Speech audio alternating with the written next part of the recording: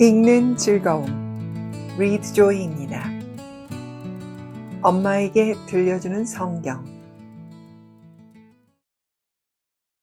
누가복음 11장. 예수께서 기도를 가르치시다. 예수께서 어느 한 곳에서 기도하고 계셨는데 기도를 마치시자 제자 중 하나가 말했습니다.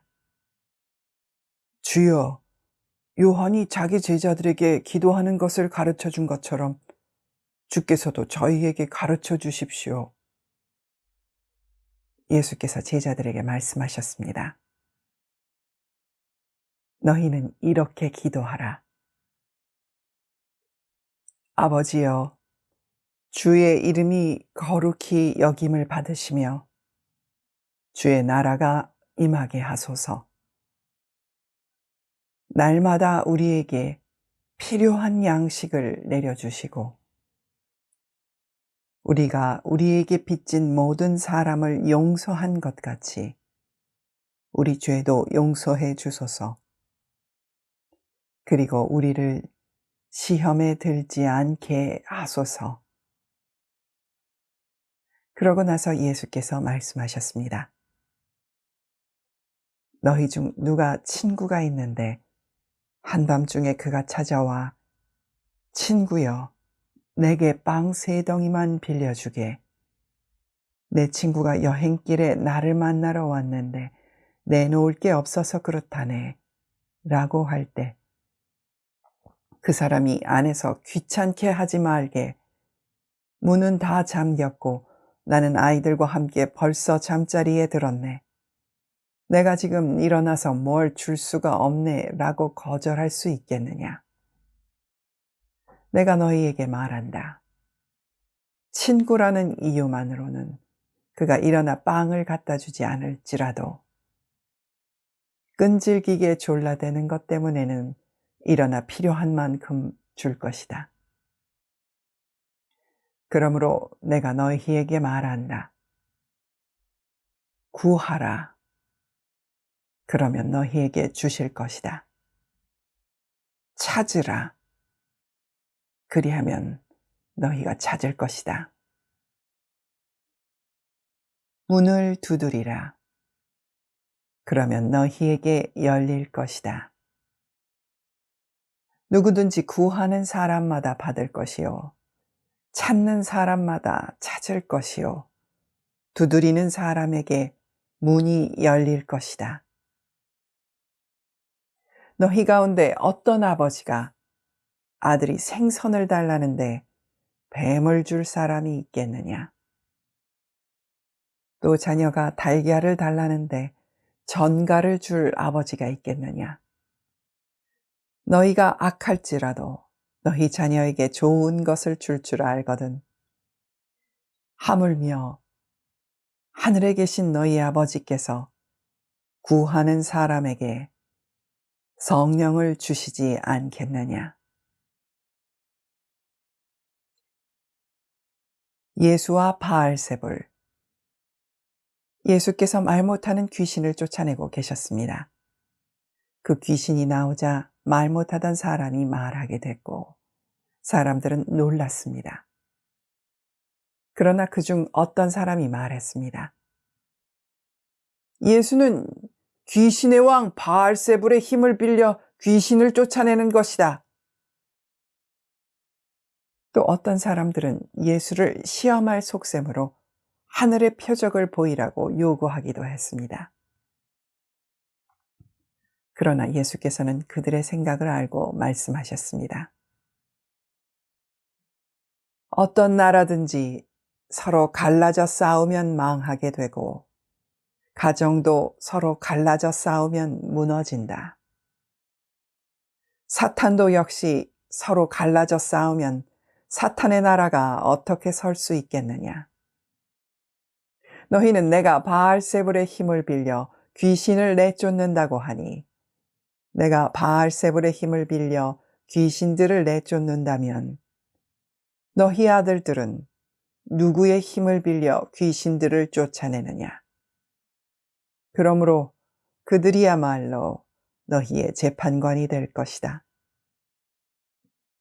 그러나 내가 하나님의 손가락을 힘입어 귀신들을 내쫓는다면 하나님 나라가 이미 너희에게 온 것이다. 힘센 사람이 완전 무장을 하고 집을 지키고 있다면 그 재산은 안전할 것이다.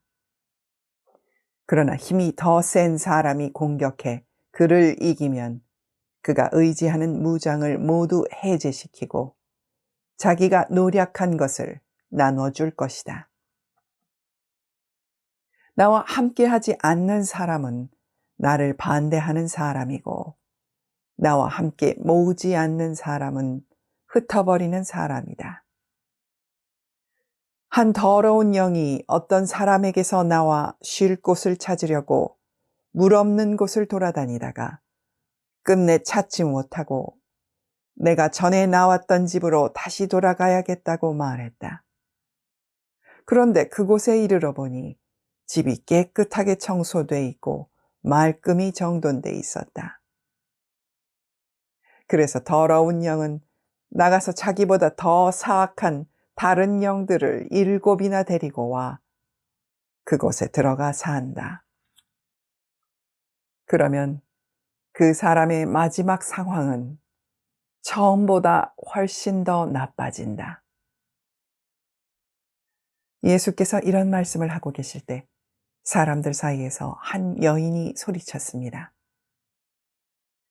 선생님을 낳아 젖 먹이며 기르신 어머니는 정말 복 있는 분입니다. 예수께서 대답하셨습니다. 정말 복 있는 사람들은 하나님의 말씀을 듣고 지키는 사람들이다. 요나의 표적. 사람들이 점점 불어나자 예수께서 말씀하시기 시작하셨습니다. 이 세대는 악한 세대다. 그들은 표적을 구하지만 요나의 표적 외에는 어떤 표적도 받지 못할 것이다. 요나가 니느웨 사람들에게 표적이 된 것과 같이 인자도 이 세대에게 표적이 될 것이다. 심판 때에 남쪽 나라의 여왕이 이 세대 사람들과 함께 일어나 그들을 정죄할 것이다. 그 여왕은 솔로몬의 지혜를 듣기 위해 땅끝에서 왔기 때문이다. 그러나 보라, 솔로몬보다 더 큰 이가 여기 있다. 심판 때에 니느웨 사람들은 이 세대 사람들과 함께 일어나 이 세대들을 정죄할 것이다. 그들은 요나의 선포를 듣고 회개했기 때문이다. 그러나 요나보다 더 큰 이가 여기 있다. 몸의 등불. 등불을 켜서 은밀한 장소에 두거나 그릇으로 덮어두는 사람은 없다. 오직 등불은 들어오는 사람들이 볼 수 있도록 등잔대 위에 얹어두는 법이다. 내 눈은 내 몸의 등불이다. 눈이 좋으면 너희 온 몸도 밝을 것이다. 그러나 눈이 나쁘면 몸도 어두울 것이다. 그러므로 내 안에 있는 빛이 어둡지 않은가 보라. 만약 너희 온 몸이 빛으로 가득하고 어두운 부분이 하나도 없으면 마치 등불이 너희를 환하게 비출 때처럼 너희 몸도 온전히 빛날 것이다. 바리새파 사람들과 율법학자들에게 화가 있도다. 예수께서 말씀하실 때 바리새파 한 사람이 자기 집에서 잡수시기를 청하자 예수께서 안으로 들어가 식탁에 기대어 앉으셨습니다. 그런데 그 바리새파 사람은 예수께서 음식을 들기 전에 손을 씻지 않으시는 것을 보고 놀랐습니다. 그러자 주께서 그에게 말씀하셨습니다. 너희 바리새파 사람들은 잔과 접시의 겉은 깨끗이 닦지만 너희 속에는 욕심과 사악함이 가득 차 있다. 너희 어리석은 사람들아, 겉을 만든 분이 속도 만들지 않으셨느냐? 그 속에 있는 것으로 자비를 베풀라. 그러면 모든 것이 너희에게 깨끗해질 것이다. 너희 바리새파 사람들에게 화가 있을 것이다. 너희는 박하와 운향과 온갖 채소들의 11조를 하나님께 바치면서 정작 공의와 하나님의 사랑은 무시해 버리는구나. 그런 것들도 행해야 하지만 이런 것들도 소홀히 해서는 안 된다. 너희 바리새파 사람들에게 화가 있을 것이다. 너희는 회당에서 높은 자리에 앉기 좋아하고 시장에서 인사받기 좋아하는구나. 너희에게 화가 있을 것이다. 너희는 드러나지 않는 무덤 같아서 사람들이 밟고 다니나 무덤인 줄 모른다. 한 율법학자가 예수께 말했습니다. 선생님께서 이렇게 말씀하시면 저희까지 모욕하는 것입니다. 예수께서 대답하셨습니다.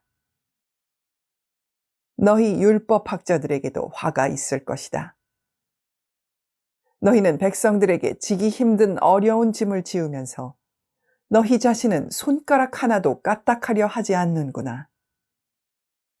너희에게 화가 있을 것이다. 너희가 예언자들의 무덤을 만들고 있다. 바로 너희 조상들이 그 예언자들을 죽인 사람들이었다. 그래서 너희는 너희 조상들이 저지른 일을 인정하고 찬동하는 것이다. 그들은 예언자들을 죽였고 너희는 그 예언자들의 무덤을 만들기 때문이다.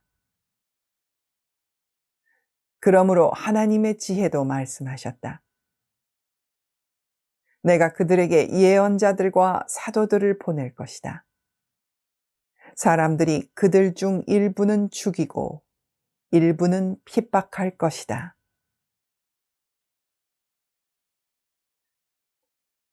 그러므로 이 세대는 세상이 시작된 이래로 흘린 모든 예언자의 피에 대해 책임져야 할 것이다. 아벨의 피부터 제단과 성소 사이에서 죽임을 당한 사가랴의 피까지 말이다. 그렇다. 나는 너희에게 말한다. 이 세대가 책임져야 할 것이다. 너희 율법학자들에게 화가 있을 것이다.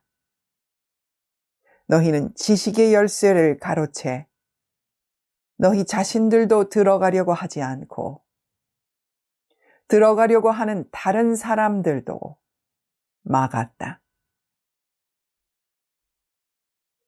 예수께서 그곳에서 나오실 때 바리새파 사람들과 율법학자들은 예수를 격렬하게 적대시하며 여러 가지 질문으로 몰아붙이기 시작했습니다. 그들은 예수께서 말씀하시는 것에 트집을 잡으려고 애썼습니다.